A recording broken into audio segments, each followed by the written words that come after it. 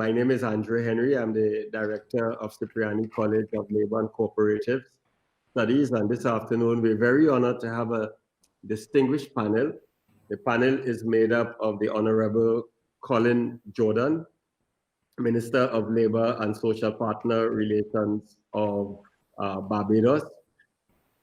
Minister Jordan has proved himself to be a true friend of Cipriani College of Labor and Cooperative Studies, as well as a dedicated Caribbean patriot. This afternoon, our focus is on the role of social dialogue as one of the key tools for us to address the challenges that present themselves as a result, not just of COVID-19, but of all the disruptions and unforeseen circumstances that is part of the existence of the Caribbean and indeed of the world. So without further ado, because we really want to hear from Minister Jordan, and then we will hear from Senator Humphrey when he joins us. Senator Humphrey sends his apologies. He is winding up a planning meeting on the post-COVID response. And that's one of the things we realized that we have to double. I was just sharing with my good friend, Minister Jordan, his schedule for the last week. And I am happy that as an older person, I don't have to carry out those kinds of responsibilities. I don't know how I would have done it. God bless you and God speed to you, my brother. So without further ado, I'm going to invite Minister Jordan to share with us his perspective on the role of social dialogue. Thank you very much, Dr. Henry. It is good to be with the Cipriani College. I mean, everything nowadays is virtual, but I'm happy my association with Cipriani College. I like that association, and I want to congratulate you on the work that you're doing yourself and the college in terms of raising the awareness of Caribbean people to some of the issues that affect workers, and issues that affect workers affect countries. So congratulations on that. When we talk about social dialogue, I like the topic. You're talking about facing uncertainty. And in today's world, there is an uncertainty that many of us have not experienced in our lifetimes. And it has to do with the fact that it relates to health. And so that matter itself makes people uncertain, makes people fearful. And then, given that we are small islands operating in a global space with limited resources and hoping not to be overwhelmed, the fear becomes real, the uncertainty becomes real. And so the matter of social dialogue is, in fact, imperative. I listened to one of the webinars in this series, well, not in this series, in the webinars that you've had over a number of weeks, where you've been making statements and putting them using definite language, not asking questions. And I agree that this topic is well put to be a definite statement. That is to say, speaking to social dialogue as an imperative rather than asking a question. And I want to say a few things within that context, the imperative of social dialogue. Now, in Barbados, we have had the social partnership. We call it the social partnership, the tripartite, workers, businesses, and government. That was established in the 1991 to 92 period, a very difficult and challenging period for Barbados. It was a time of recession. Or foreign exchange reserves were very low. We were already at the brink of disaster. And the government of the day recognized that the only way out was to bring business and workers to the table with government to craft a strategy that would save the country. And At that time, we also spoke about saving the value of our currency. And it worked. And since then, we have been, and I think this goes back now to Dr. Henry when they first knew of you. I mentioned to you that at that time, many years ago, at a Promalco conference in Jamaica, but what I remember about that was people from across the Caribbean, colleagues, who were asking us from Barbados about this social partnership thing. How, what about it? How did it help you?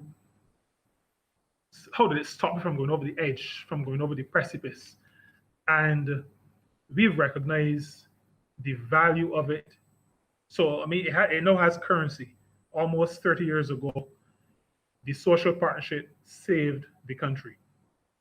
This government that I'm a part of came into office at the end of May 2018, and we were sworn in. Election was a Thursday. We got the results early Friday morning. We were sworn in on Sunday afternoon. And on Monday morning, 10 o'clock, our first official meeting was with the social partnership. Because we recognize that, again, we were in a difficult situation. And if we were to make it out of that difficult situation, all hands needed to be on deck. And the social partnership needed to be fully a part of the conversation, a part of the deliberation, a part of the decision making.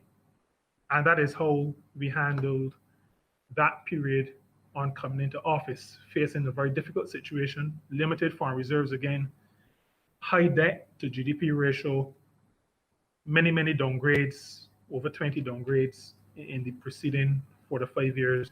So we came into office in a difficult situation, but we recognized that we could get out of a difficult situation if we engage the social partnership, if we put social dialogue up front on the agenda. And that is what we did. So we did something that was pretty historic. And just giving this background, because I think the background is useful to where we are now dealing with the COVID-19 situation. For us, that was also a time of uncertainty because many downgrades ran out of foreign reserves. That would normally have meant that the next step would have been a devaluation of the currency and significant economic disruption. The social partnership, we came together, we engaged in full, frank discussion, and we were able to do something that we've been told is historic, and that is within 4 months, we were able to have an agreement with the International Monetary Fund on an agreement that would help to stabilize the country and to give credence to the plans that we had put to them that they had endorsed. Now, part of that, and this is where the social dialogue comes into play. There were a couple of things that I want to mention. One is that we decided to default on a debt payment. And we took that decision as a country, not as a government. We took it as a country. So when the Prime Minister announced that we would be defaulting on our debt, now, and that is not a very easy decision to take. It affects how other countries see you. But when we made that announcement, the Prime Minister made that announcement with all of the social partners around her so that it was clear to the world that the country was at one on this very unusual, maybe drastic position that we had taken. And what that did, almost simultaneous with that announcing of a default, was an announcement by the IMF director at the time that the IMF supported Barbados and supported the route that we had taken. And I think it spoke that confidence that Madame Lagarde at the time, as the head of the IMF, the confidence that she placed in the decision, even though it was a decision that really is not one that a country ever wants to take. I think her coming up to do that was a reflection of understanding that the country had made this decision, that the decision was a result of social dialogue. And out of the dialogue came a decision that everybody had bought into. Now, that kind of relationship with the social partnership has continued. The review committee with the IMF program, we call it the Barbados Economic Recovery and Transformation Program, the committee that reviews Barbados's progress is a committee made up of workers and business. The government gives information, they make the assessment as to if we are on track with what we have agreed in our program and the IMF's agreement and their facilitation of that program. While we're in the process of rebuilding the economy, along comes the novel coronavirus, COVID-19. And while it is a terrible, disruptive, and deadly pandemic, it is almost as if what we've done over the year and a half to 2 years before, prepared us for this.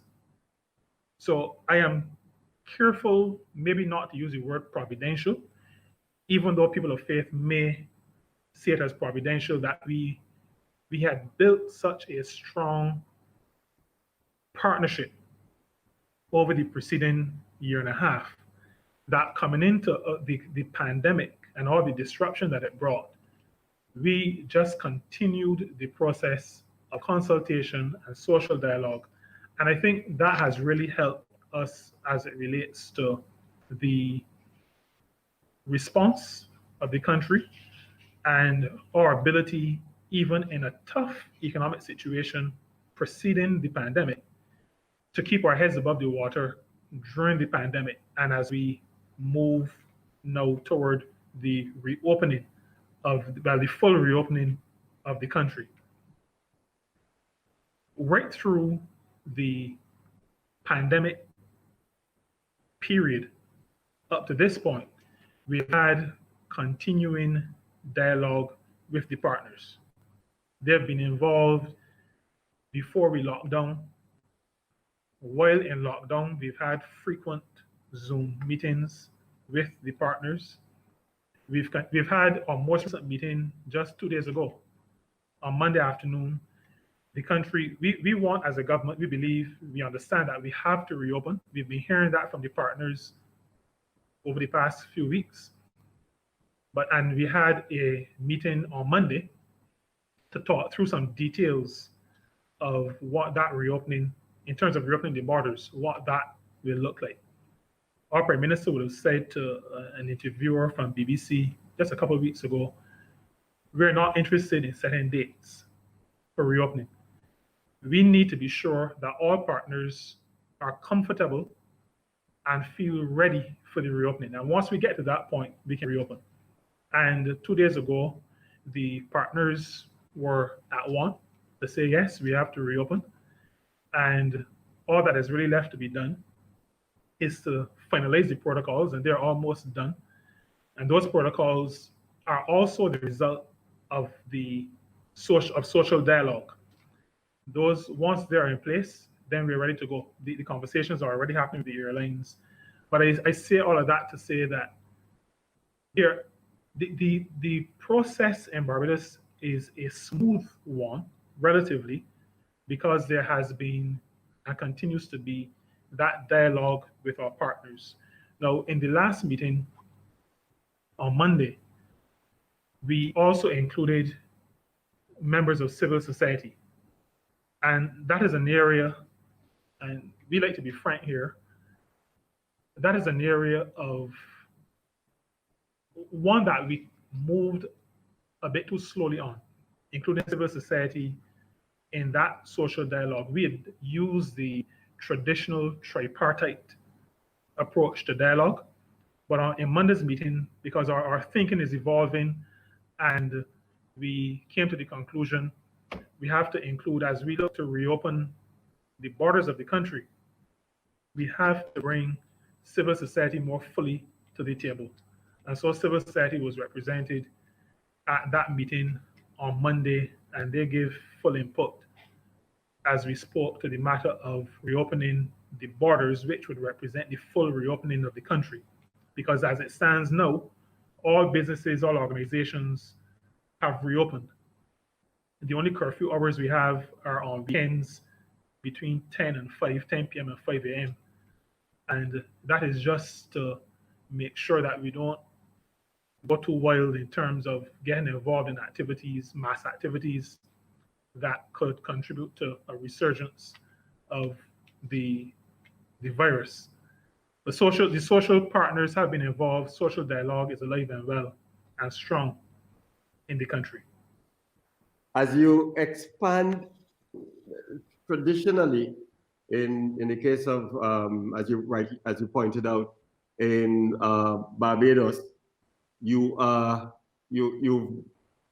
the way of the tripartite social dialogue. Yeah. Do you anticipate, or what are the challenges you see to going tripartite plus as the need arises to engage a broader cross section of the country in the process? We don't necessarily see a difficulty. What we've done on coming to office was to establish a social justice committee where civil society, as well as business and workers' organizations, are represented. What we've found, though, is that because the social partnership is so much a part of the fabric of our country, the social partnership is still seen by the country as that body that deals with major issues. So while there is theoretically parity between the social partnership and the social justice committee, there is, in fact, the social partnership is still seen as that body that we turn to for consultation on the major matters that affect the country. So the social partnership could be seen as the apex body of which the social justice committee is a subset. But that is not what we didn't want to go in that direction. Okay. We wanted two bodies, and we have two bodies established. There is a dotted line between social justice committee and the social partnership, but we wanted, they would not necessarily discuss the same issues, and we wanted them to be seen both as, in their own rights, serious organizations that address maybe slightly different areas of the country's development. But the pandemic and the response to the pandemic told us that we had to include civil society very early on in what we call, we almost default in Barbados to social partnership. Okay. So when we're going to be discussing these matters, we go to, okay, let's speak to the social partnership. Let us bring the partners together so we can discuss this and thrash it out. It means that while we build the currency of the Social Justice Committee, we need to make sure that civil society is involved at the level of the partnership. So before we close down, we would have had a large social partnership meeting, and we included faith-based organizations, we included cooperatives, but the credit union is already a part of the social partnership. We added the credit unions in 2019. They were not part of the social partnership before in their own right, but they are now fully a part of the social partnership. But in the meetings we had before this shutdown, meetings that related to the COVID-19 pandemic as it was unfolding, did include members of civil society, but particularly faith-based organizations. They were included, and cooperatives were also included.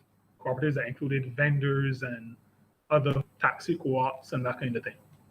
I'd like to delve a little more deeply into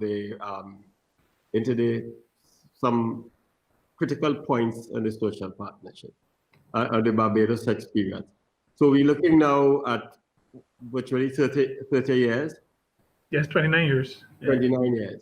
What would you identify as the key factors that have caused the longevity of this experience? Many countries in the region, I know in Trinidad and Tobago, we've had several attempts at putting together some kind of social partnership, and it hasn't really worked as we would like. But you've had at least 4 changes of government since the social partnership was social partnership, and then we had a change in '84. We had a change in 2008, and we had a change in 2018. Yes. Yeah.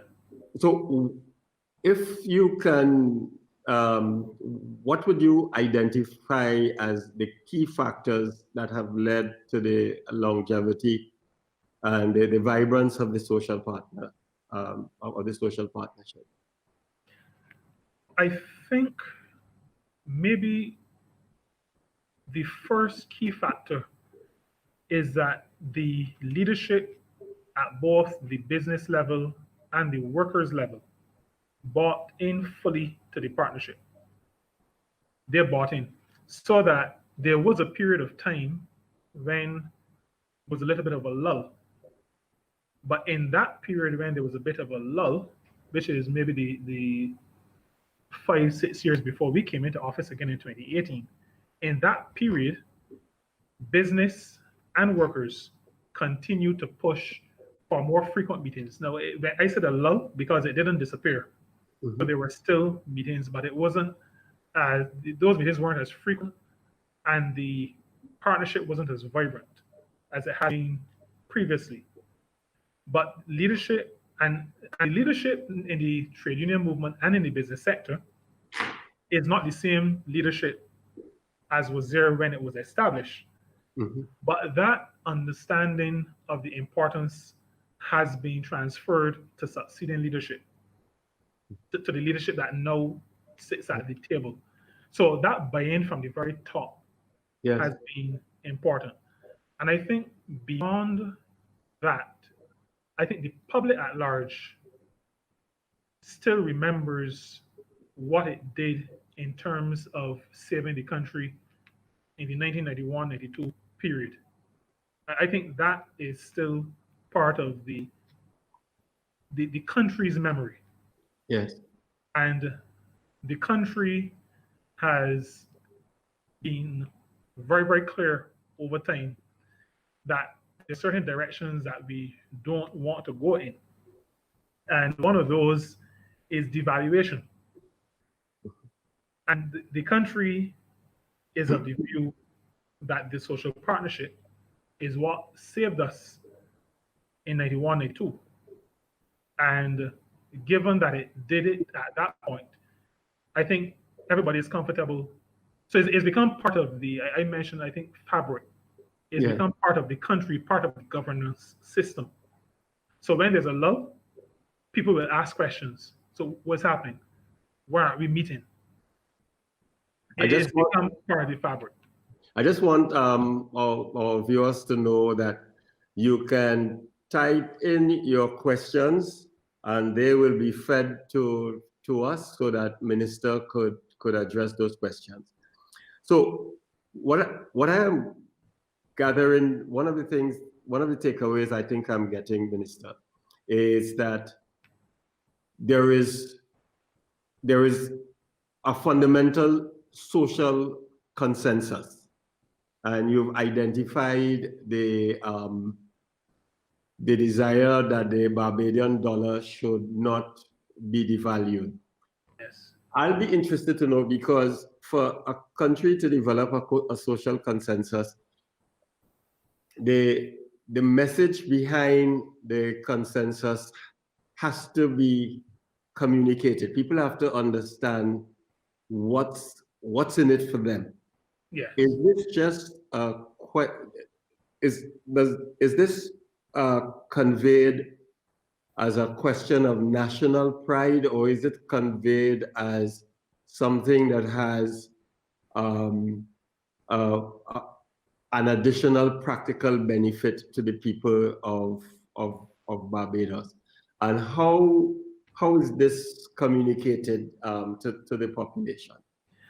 I think it is both the fact of national pride as well as a real benefit. I think the matter of communication may have happened not necessarily deliberately from government. Barbadians would have looked around the region and looked around the world.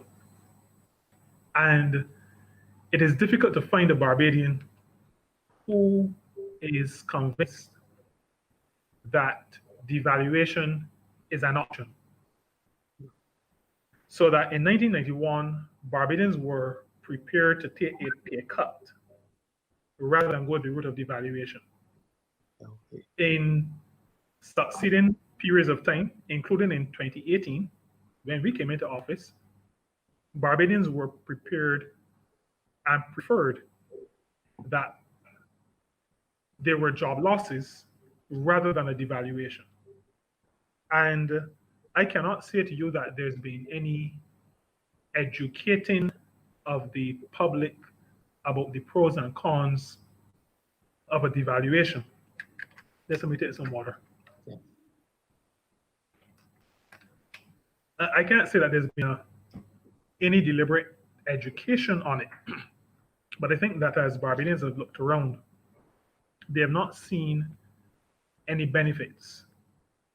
They've seen what they consider, or what we consider, to be hardship, and not just hardship, but hardship that takes quite a while to come out of. Yes. So whenever an IMF, whether or not we're in a program, the IMF will come and do their Article 4 consultations, and I've had reason to be part of those conversations when I was leading the Barbados Hotel and Tourism Association in a previous life.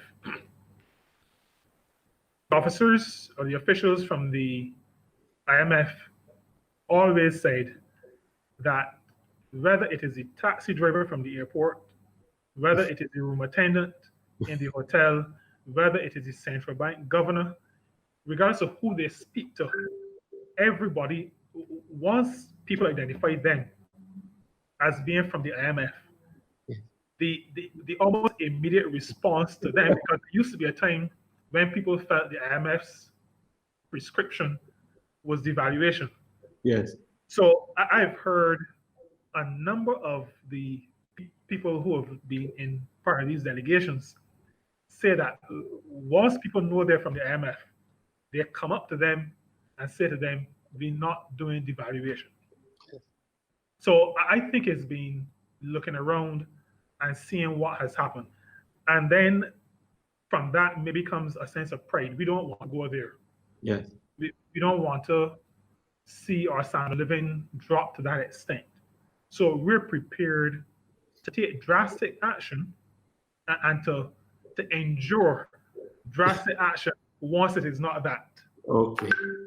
So I think that's what I said. I think they're maybe it is both.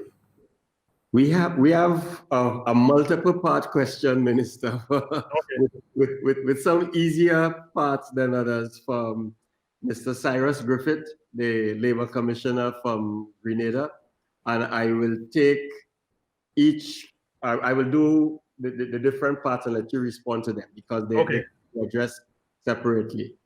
Mr. Griffith says it seems as though employers have gotten the upper hand in these times.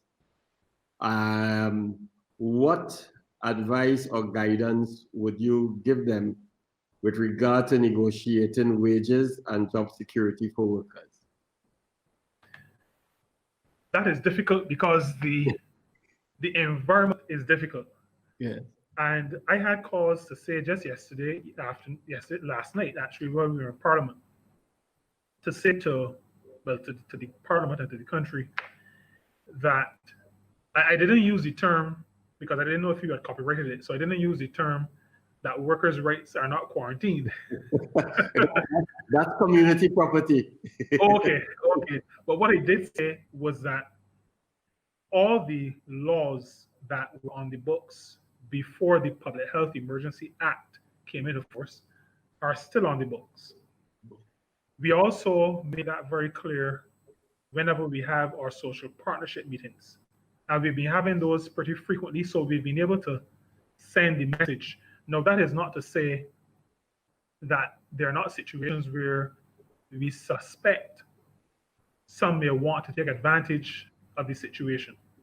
And we actually became aware of a kind of maybe a situation that could have been brewing.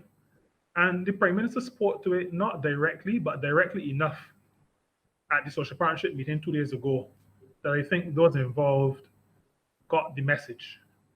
So that what has to happen is that, and another thing our Prime Minister said at a social partnership meeting, this is about maybe 2 ago, so probably about 2 weeks ago, she said, she reinforced to the entire meeting that the government is a Labour Party government. This is a Labour Party government. This is the party that I'm a part of. So I'm saying we're using the weight of government to help in that messaging that this is not the time that we're going to allow for the floating of rights. She made it clear we're a Labour Party government. The major trade union in Barbados was birthed out of this party. Yes. I mean, they're separate entities now, but we've always supported the cause of workers, right? We understand, though, that as a government we have to, and I think our founder, the Right to Excellence, Sir Grant Adams, who was Premier of the Federation for that short time that it existed, was quite clear because he founded the party, then he founded the union, but as two separate bodies, recognizing that sometimes government has to govern, and the union may not accept. So he was head of the union and head of the government, and sometimes he would act, well, head of the party, I should say. Sometimes he would act as head of the party, and other times act as head of the trade union. So we've been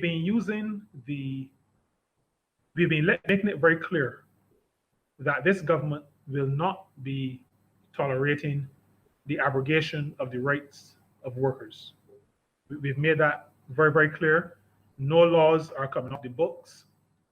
We had to reinforce, for example, because in our Informal Rights Act, we have a provision where there is to be 6 weeks to negotiate and to discuss and to consult on layoffs of significant numbers. And the pandemic, as would be the case if there were a hurricane, does not give you or did not give us that amount of time. Yes. We had to remind our employers that the Act allows, even though you cannot engage in the full consultation, that the consultation has to be, at least be with the chief labor officer. So those things have to be reinforced. Now, the reason why we go the route of reinforcing as opposed to shouting at is because the Prime Minister says this all the time. We operate as family. Mm-hmm. So we will disagree from time to time because even close siblings disagree. But we also have to talk straight, as we would say in Barbados, when we have to do that. And we have been doing that in this situation. We've been keeping that discussion on the table so that all parties understand that we are not going to be allowing for the floating of the rights of workers, while recognizing that this kind of environment is really fertile ground for worker exploitation. So we've been talking, sorry? So that leads to this, the second part of Mr. Griffith's question. Has the pandemic weakened, in your opinion, has the pandemic weakened unions? And unions able to survive the pandemic and its after effects? I think the pandemic has weakened the entire country in different ways. Government is weakened because our fiscal position has been weakened. Weakened because we have to do a couple of things. We have to keep the social safety net going. We also have to spend extra in building out healthcare facilities. Businesses have been weakened, and I'm deliberately leaving the workers' unions to last. Businesses have been weakened because, for example, for our tourism sector, Grenada's tourism sector, I mean, the sector has come to a standstill, in essence. So there are businesses that are kind of operating on the edge, but not really operating, but tottering on the edge. And then because of the mass layoffs, the spending in other sectors is not the same. Yes. So businesses have also been weakened, and many of them are in difficult situations, both large and small. Smaller businesses have been in situations, and we have a sizable informal sector who don't fall under the social security system because they haven't been contributing, and we are doing an education program to get them to contribute. But so businesses large and small have been weakened as well. Unions have been weakened. A laid off worker or a worker who has lost a job is not able to contribute dues. So from a financial perspective, they're weakened. But I think we all know that in the labor market, in any market, but in the labor market as well, when there is excess supply, then it becomes a buyer's market. And what we are doing, recognizing, and this is where government has to play the governing role, recognizing that there will be weakness in the labor market. There is no an excessive supply of labor. I don't really like using that, but there are more workers than there are jobs at the moment. And that will put its own pressure on wages, terms and conditions, all other terms and conditions. And government then has a responsibility to make sure that this is not a matter of excess orange juice supply versus demand for orange juice, because where workers are concerned, we're talking about human beings. So we are not going to be allowing the market forces to determine equilibrium where workers are concerned. So the labor market will not operate on that basis. And that is where government then steps in to make sure that workers are treated as human beings and are not exploited in this kind of a situation. I have a two-part question from Mr. Imo Bakari from Trinidad and Tobago.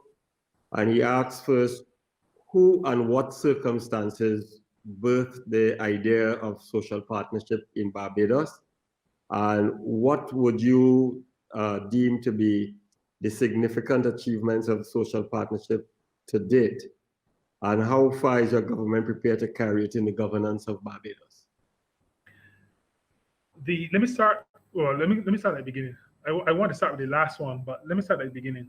Matter of fact, no, let's start at the last one. How far is government prepared to go? I'm going to start with that because there is an illustration that really hit me between the eyes in terms of where our Prime Minister saw this. We were going through the protocols, and this is before pandemic came in our preparation.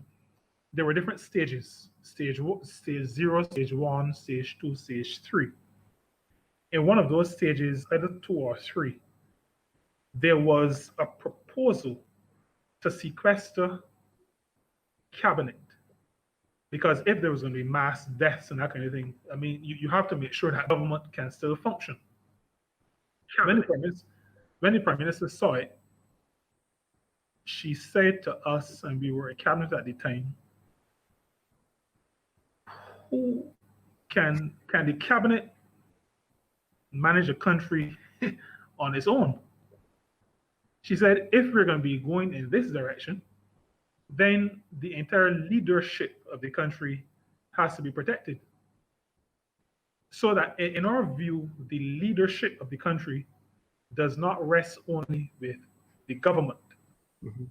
Now, government is ultimately leader in the country, but we see to a significant degree leadership as a family or a team effort. And that is the reason why we don't do anything major without serious consultation. Not just, we don't call people together and just inform them. Serious consultation with the social partners. Now, the partnership, I started to hint to that earlier when we started the webinar. In 1991, Barbados was in a precarious economic situation. We were down to, I think, about 2 or 3 weeks of import cover, and government was running out of money to pay its bills. And I think the government of the day had a number of ideas as to what should be done. Government went to the International Monetary Fund, and the impression I've gotten is that the medicine that was prescribed was a little bit, let me put it a different way, a more modern way. These side effects were as long and as dangerous as the ones we see advertised on television. And you know, many of those side effects, the last one mentioned is death. And I think government saw these side effects as being as potent as that. And I think then, running out of options, it was felt, let us sit down together, let's bring everybody to the table and see what we can come up with. And so that is really the birth of the partnership. The leaders of the trade union movement and the leadership of the business sector, those leaders were brought together and the cards were put on the table. This is where we are. This is where we find ourselves.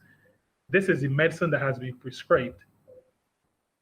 That medicine, I think the reaction from business and workers organizations was that we can't handle it either. That is, these side effects are too terrible. So they sat and worked out an alternative to propose to the IMF. And that really was the birth, in simple terms, of the social partnership. Out of a dire situation, literally looking down the barrel of the gun. Nowhere to turn. This is from government's perspective, nowhere to turn. We know the situation. The only place to turn is the IMF, but what the IMF is giving to us is not anything that we can handle. Was this information, because what I'm hearing was the need for clear and open sharing of information, yes, on the part of government. So was it that the public already had this information, or when government called the social partners in, that the government basically opened the books and said, this is a true picture of what is taking place? And how important is that transparent sharing of information for a good social dialogue process? I'm not sure the information was widely known. It was out there though, because there had been an election in 1991 as well, before the formation of the social partnership. And the party that was in opposition at the time did say to the country that we are close to the edge. Mm-hmm. Now, politics as it is, so enough people believe that we weren't. So the opposition pushing that message did not hold sway, and the party that was in office at the time won that election. But almost immediately after, then the approach was made to the IMF. Now, when the parties sat down, everything was put on the table, because everything had been put on the table for the IMF. And in order to convince the partners of the seriousness of the situation, the information would have been put on the table for the partners. I'm not my memory, I do not remember if it was put on the table for the public. I don't think so. But the public understood that the partners were sitting together going through this information. So they would have been operating based on full information. That sharing of information and the feeling that information is being honestly shared is critical for the survival, well, for the efficacy of social dialogue and for the survival of the partnership. Because the moment any of the partners believe that either they're being blindsided or that they're not, all the information is not being shared or it is being spun, then the dialogue is not really, the partnership is not going to work. Because at that point, it ceases to be a partnership. Yes. You know, people begin to feel used. You're bringing me to the table, you're giving me a bit of information, asking me to make a decision, and then 2 weeks down the road, I find out that this is not what it was. And so, you know, if that were ever to happen, then that destroys the partnership. The fact that the partnership still exists is an indication that that has not happened. Yeah. And in this situation that we're in now, the BERT Monitoring Committee, which is part of the IMF program, the Extended Fund Facility program, that BERT Monitoring Committee is a committee co-chaired by workers, by unions and business. And all the information, so government does not give them information. Government as in the cabinet or the prime minister or ministers. They get their information from central bank governor, from director of finance, economic affairs. They get their information from the independent functionaries. And they make their assessment. As a matter of fact, I'm the minister responsible for social partnership relations. I get the report maybe just minutes before it goes public. Sometimes while the press conference is going on, I get the report.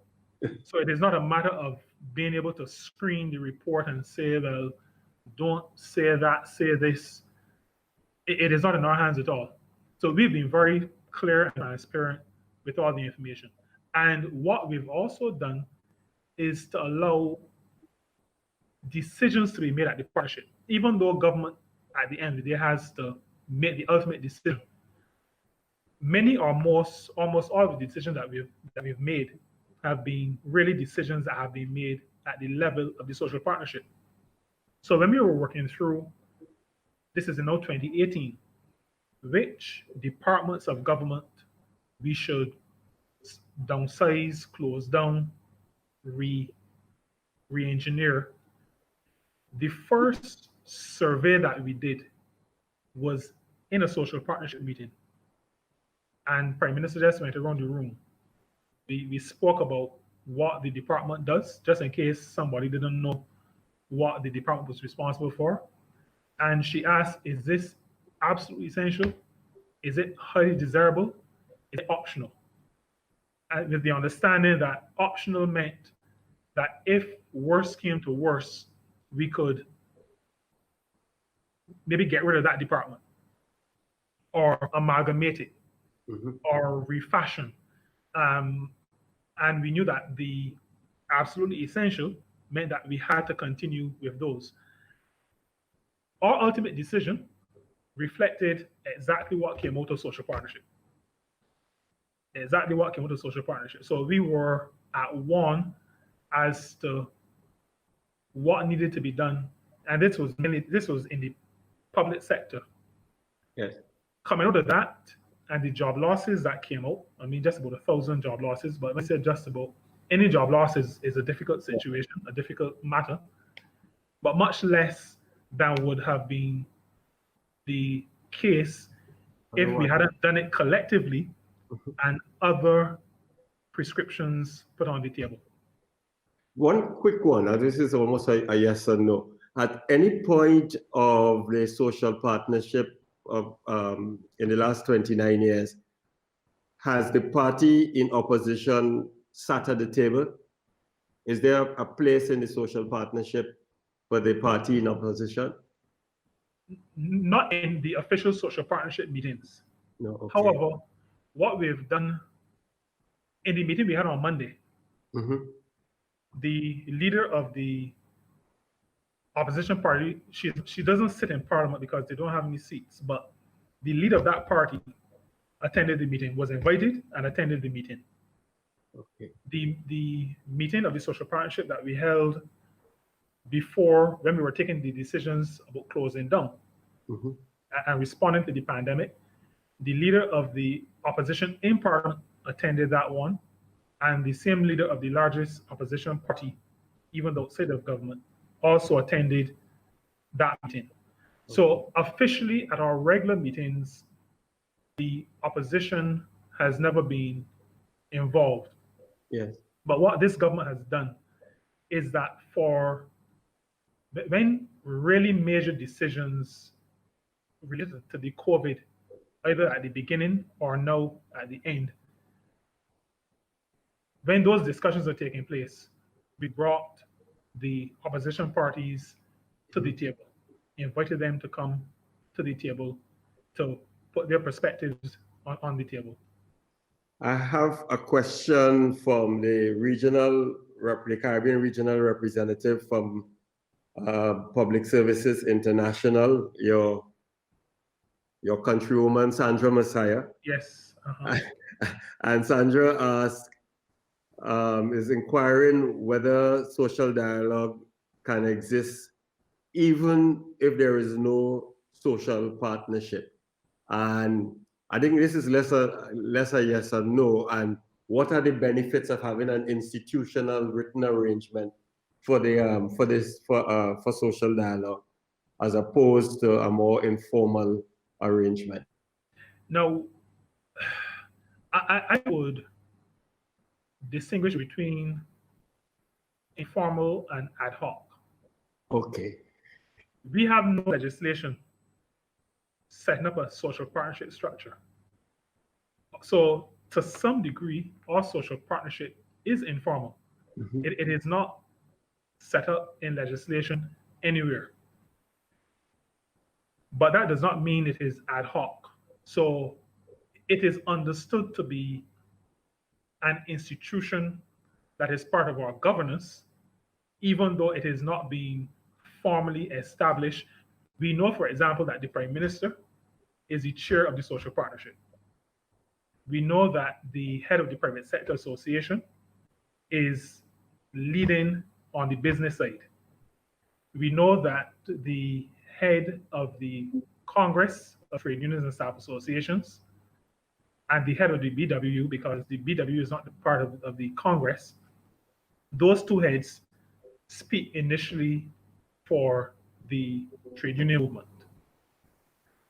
And that has just come to be understood, even though it is not being formally set up as like a political party is, like a cabinet is, like a trade union is. It doesn't have a legal frame, but it is just understood. Now, out of that, to answer Sister Messiah's question, I believe informally, the informal structure can work if there has been buy-in and commitment by all the partners. So that, like I indicated earlier, during the years when there was that lull, there were members of the partnership who were asking, agitating, we need to sit down, we need to speak, we need to meet, because they understood that there was a structure, even though it was not a formal structure. So we couldn't go to court to say, well, the bylaws say this and you have breached bylaws. There are no bylaws. There's nothing like that, but it is understood. Now, so that can work if there's full buy-in and commitment by the partners. If it is just ad hoc, and if the partnership functions only when somebody remembers, and then there's going to be a challenge. Yeah. There is going to be a challenge. The reason why I cannot say that I prefer the informal versus the legal, Mm-hmm. but what I would say is that if you can get the commitment a real resolute commitment by the partners, then there would really be no need for the formal. But you may need the formal to create a structure that is more demanding that these meetings happen and that there is a consultation on these areas, like that. So informal can work. Ad hoc is not going to work. Informal will work only if there is that full buy-in by all the partners. Yes. Okay, I have well, one of the things that strikes me is I would first some mechanics. How often does the social partnership meet? On average, I would say about once a month. Yes. But in the first 12 months, in our first 12 months, I would say we met more frequently than that. Yes. But the Prime Minister's schedule is once a month. Now, because of the informal nature, it is not set for any particular date. Mm-hmm. But we know that it's going to be once a month. So once the Prime Minister's, well, her schedule is a very demanding one. But there's been a time, for example, when we met about 6 weeks, 7 weeks, and she said, no, stop, we have to have a meeting. Mm-hmm. So we try to meet on average once a month. Good. Once a month. But we have met more frequently when there were greater demands that we meet. So in our first 6 months, I know for sure, we met about maybe 9 times in 6 months. We were meeting pretty frequently. And you would, as Minister for Social Partner Relationship, you would be essentially the deputy chair of the social partnership? Yes, deputy chair of the social partnership structure, not necessarily deputy chair of meetings. Mm-hmm. Because in the meetings, sometimes it depends on what is being discussed. So there have been meetings where if the Prime Minister stepped out, I would carry the meeting. There have been times when if she stepped out, either to take a call, to have another meeting while we continue, where the Attorney General might do that. And there have also been meetings where the minister who acts as deputy prime minister, sorry, not deputy, who acts as prime minister when the prime minister is off island or any otherwise indisposed. Sometimes that minister has also chaired meetings of the partnership. However, we have not had any meetings that the prime minister has not been present for those meetings. And that is another important thing. We believe, she certainly believes, and I believe as minister responsible for the relationship, that it has to be recognized that there is a commitment at the very top of government to the partnership and to the whole, to social dialogue and the understanding of what that dialogue, how important it is. That the recognition of the importance of it has to be seen by the involvement of the person right at the top of government. So I always said that is a critical success factor. I mean, you can't, and I'm impressed by the fact that it seems as though there is a personal commitment on the part of the Prime Minister, and it's a recognition of how important it is. Yes. I just want to welcome, acknowledge the presence of the Suriname Labour College, who's on the webinar with us. I want to go back, Minister, to a question. And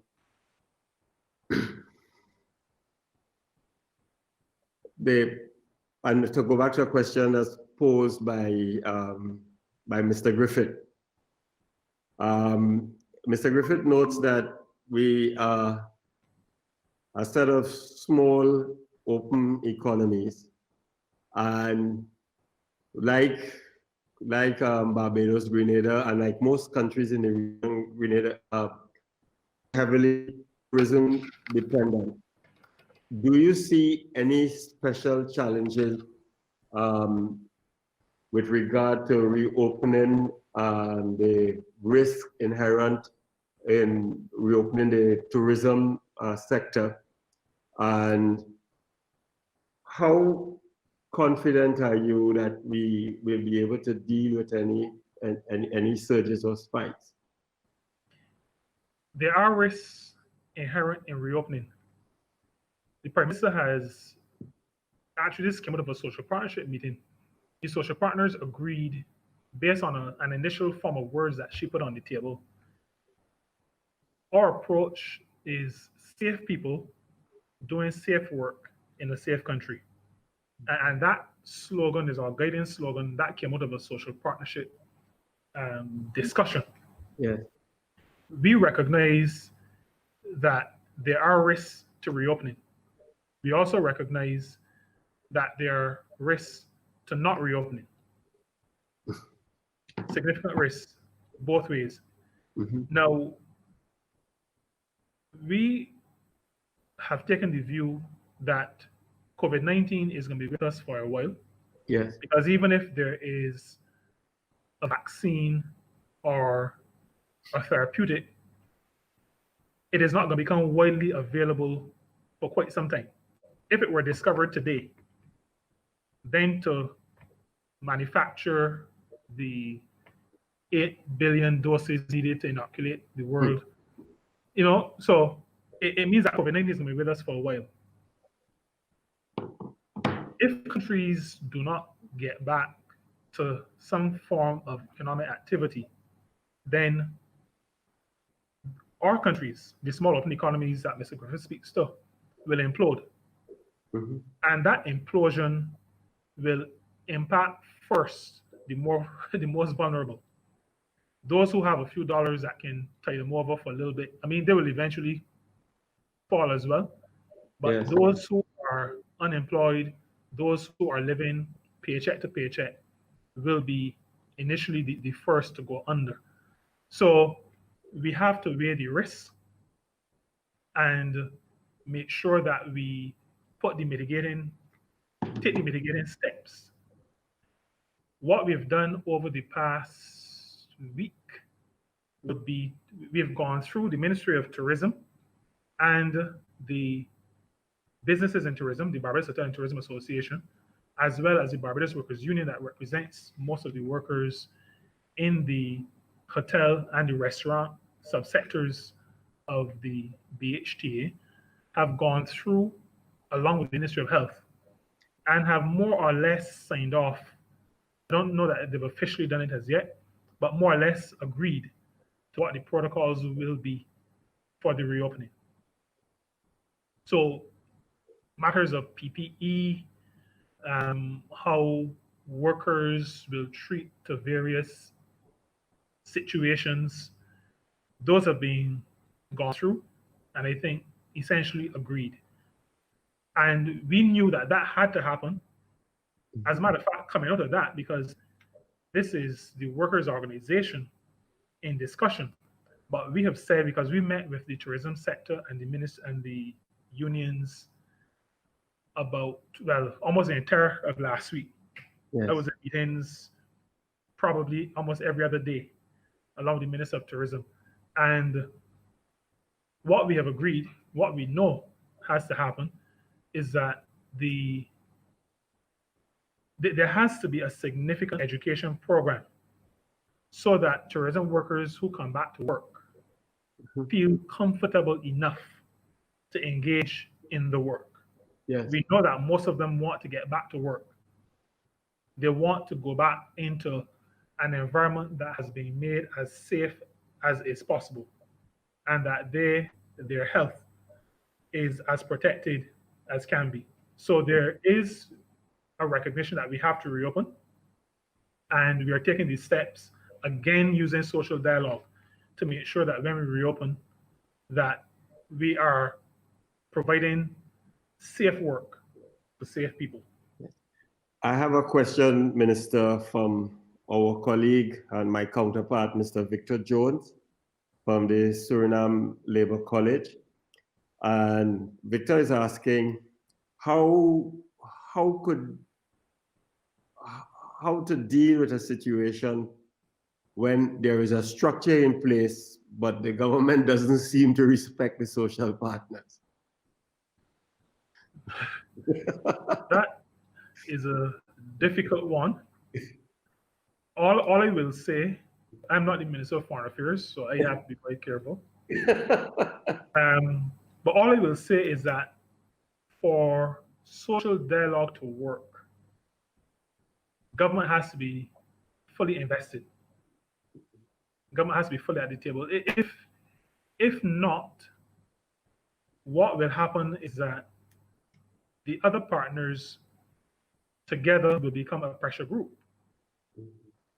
Now, the challenge that poses is that if you are a pressure group on the other side of government, then you appear to be political. And when you appear to be political, then there are going to be elements within your group, because there are going to be people within the business community in Barbados who support government and those who support the opposition. Same thing happens in the workers' movement.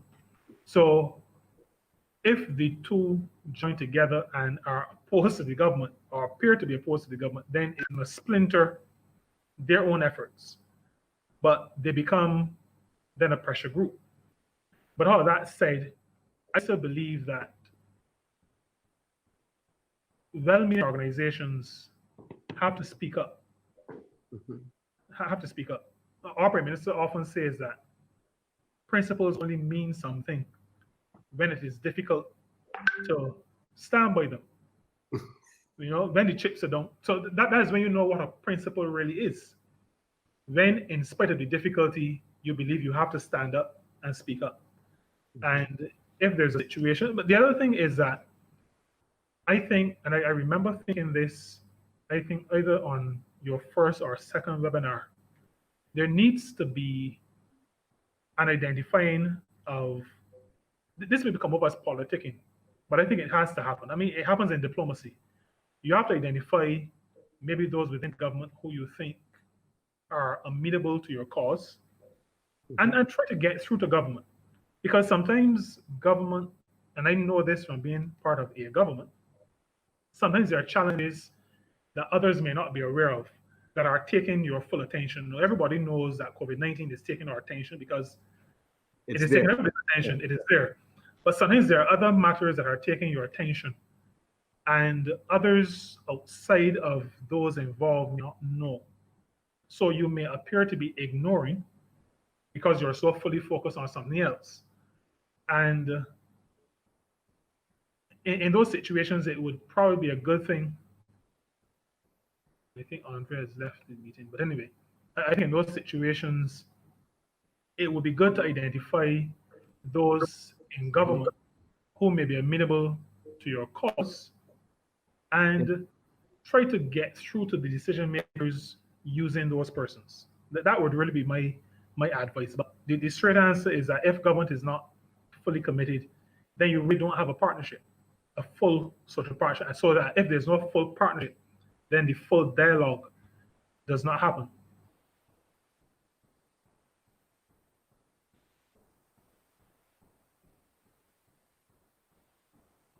You're muted. Okay. Are there any other questions for Minister?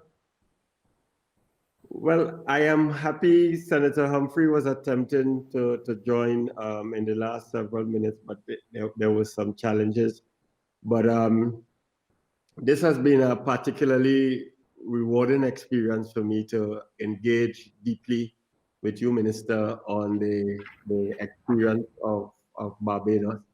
And there are many lessons for us to learn from your experience. I thank you for being extremely generous with your time, because you've shared with me the type of schedules that you have been that you've been keeping, and I don't think you were breaking any confidences of the cabinet to tell me how many times you and how long some of your meetings are.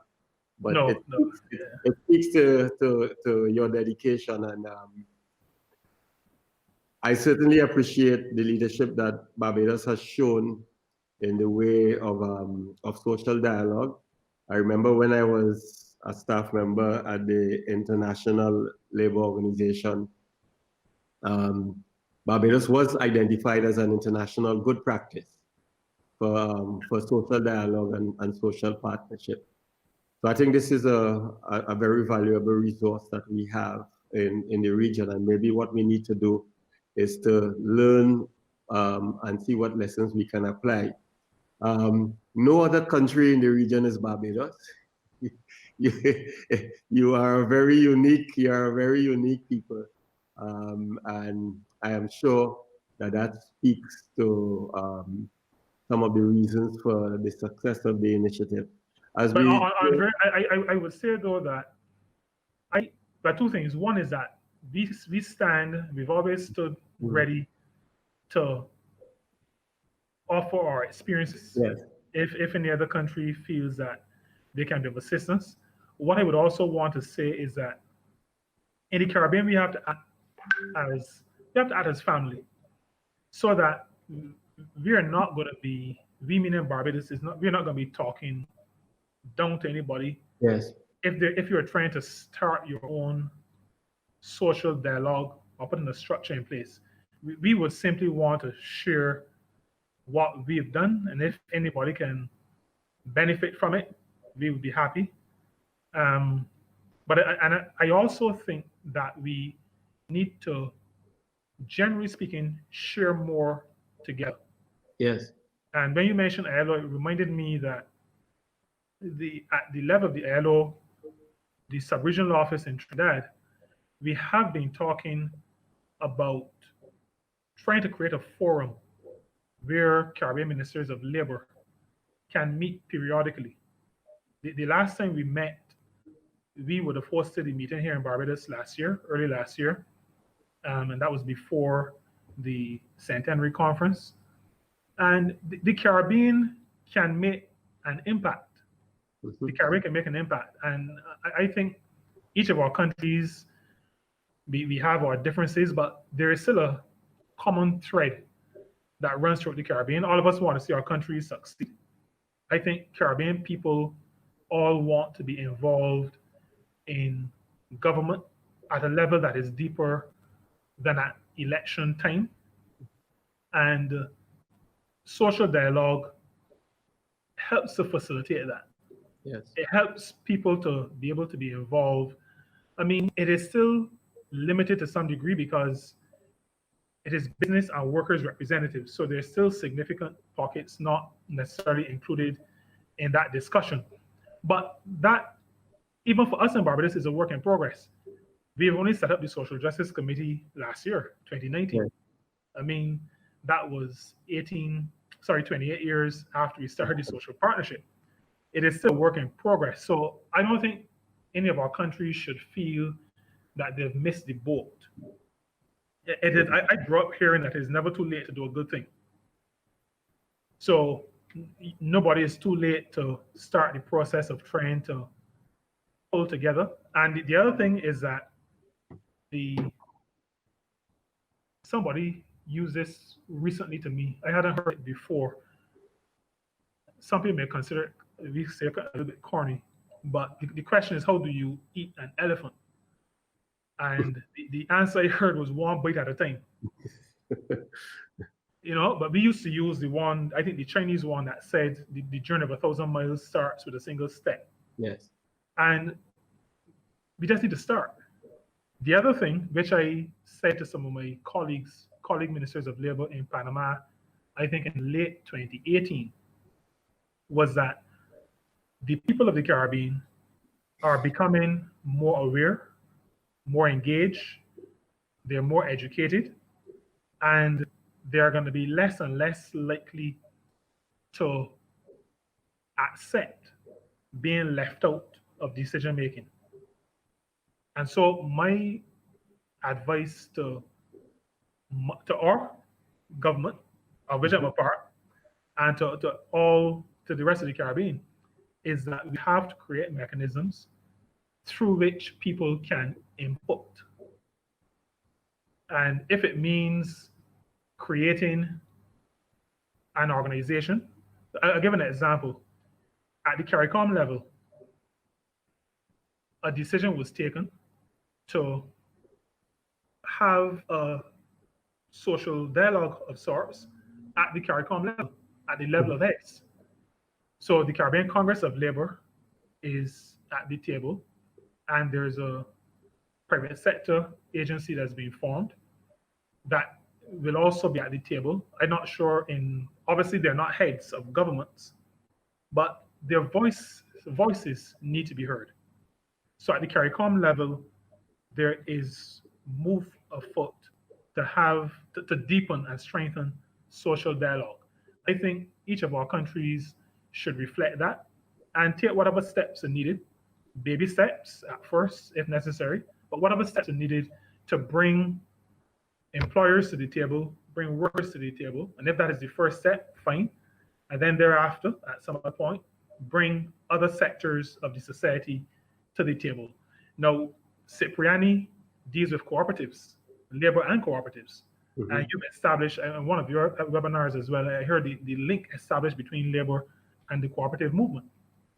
It took a long time to bring credit unions to the table, but they are now at the table. Yes. So I'm sharing that experience to say that sometimes there are things that you overlook, things that you should have done a long time ago, but because you hadn't done it a long time ago doesn't mean that this is not now the time to do it.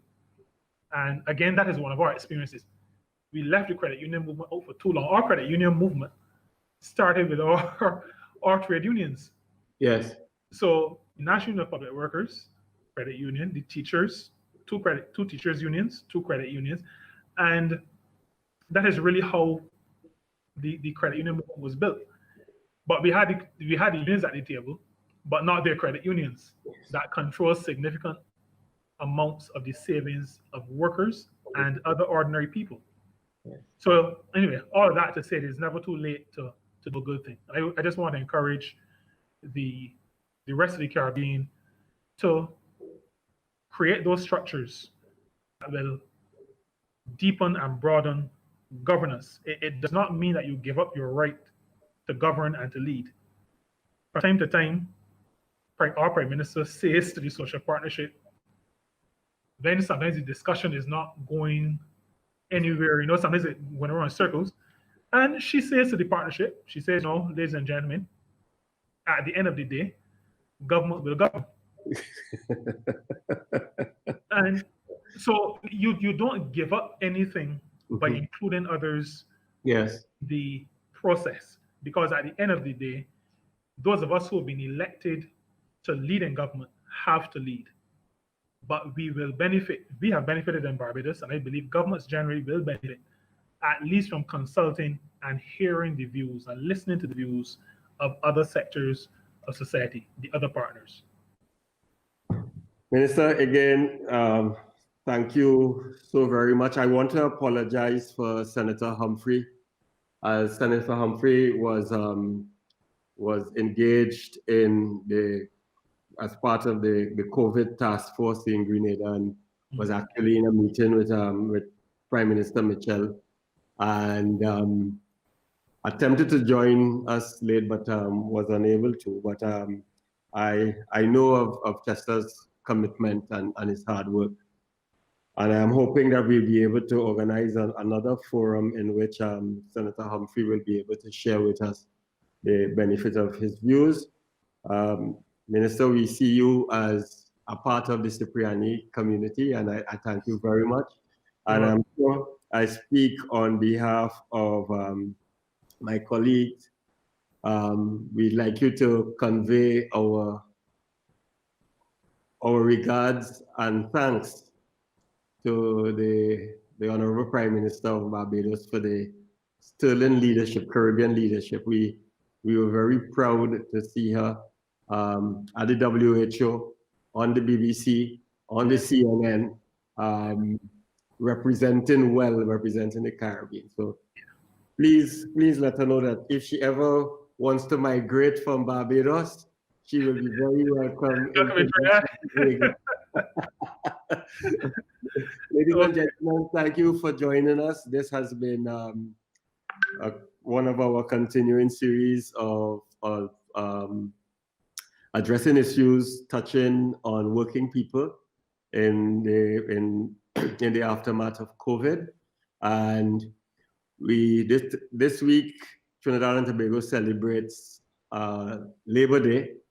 On Friday, we are honored to have the president of Howard University, Dr. Wayne Frederick, a Trinidadian, who will be speaking, who will be sharing with us on the role of education in protecting the rights of workers and advancing the cause of workers. So with that, do have a good evening and Godspeed to everyone. Okay. Thank you very much. Happy Labor Day. Yes, thanks.